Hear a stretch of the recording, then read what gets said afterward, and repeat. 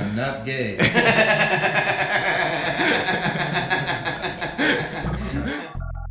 How did this low-effort podcast hosted by 3 unknown comedians achieve nearly instant success?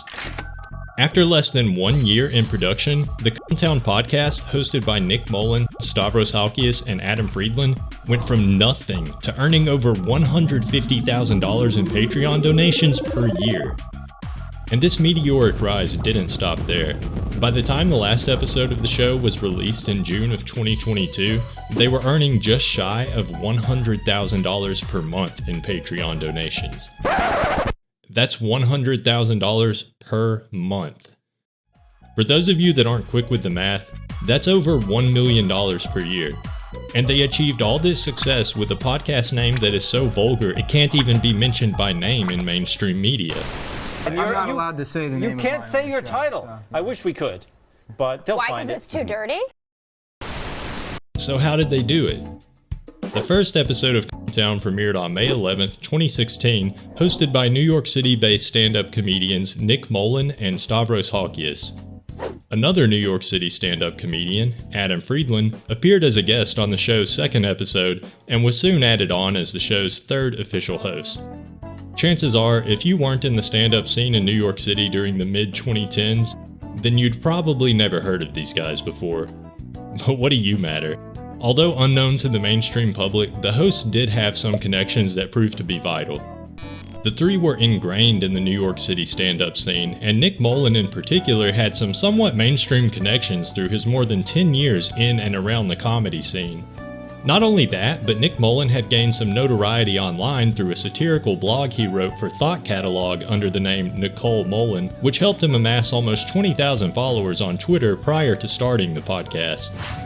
In the years leading up to Cumtown's debut, Nick Mullen made guest appearances on several popular podcasts, including Kurt Metzger and Sherrod Small's Race Wars podcast, Ari Shaffir's Skeptic Tank, Louis Katz's podcast, and Robert Kelly's You Know What Dude. Although he wasn't promoting anything at the time, these appearances helped Mullen get his name out there and prove to an audience that he could hold his own amongst more established comedians. So even though Nick Mullen, Adam Friedland, and Stavros Halkias were relatively unknown at the time of starting the podcast, they were able to launch with at least some listeners at the very beginning, and that's a heck of a lot more than most podcasts start with. But they didn't let the momentum rest there. Within the first 11 episodes, they had managed to host notable guests such as Dan Soder, Bonnie McFarlane, Jim Norton, Felix Biederman and Amber Frost of Chapo Trap House, and David Cross. On top of that, during this time, each of the 3 hosts would routinely appear as guests on other popular podcasts.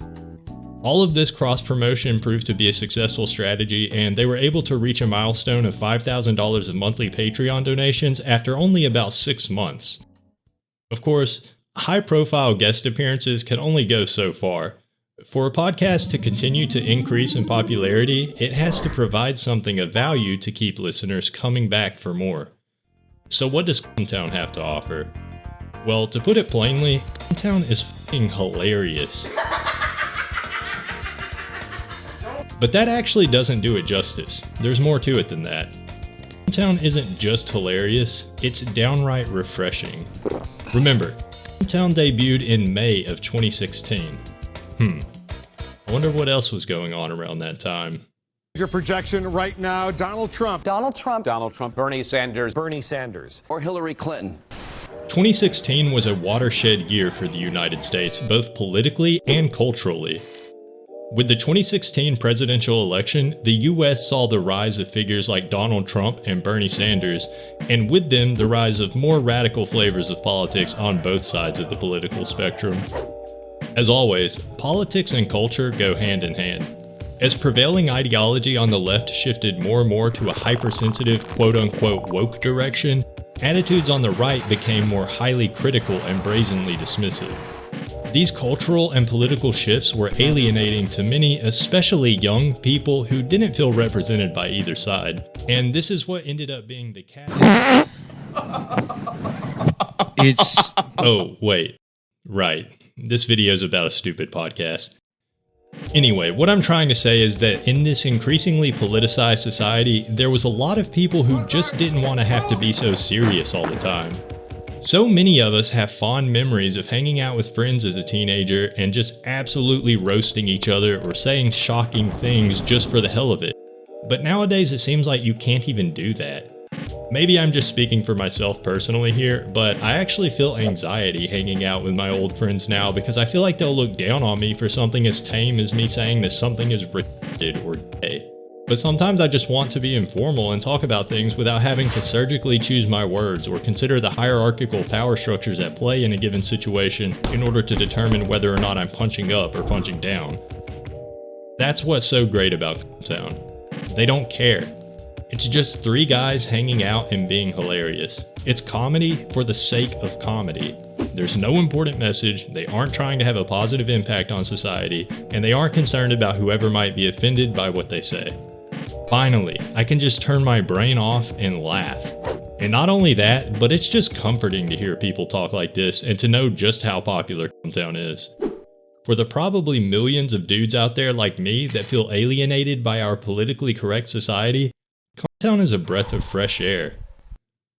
But putting all that aside, when you put Nick Mullen, Stavros Halkias, and Adam Friedland in a room together, hilariousness ensues.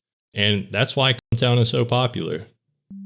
Okay, so that explains why they're so popular, but how are they making so much money on Patreon? I mean, sure, some diehard fans are going to donate out of the kindness of their hearts, but most podcast listeners aren't just going to pay up when they can listen for free. Well, that's the thing. Town has a pretty clever business model. Each week, Town releases one free episode and one premium episode that you can only listen to if you subscribe on Patreon for $5 per month.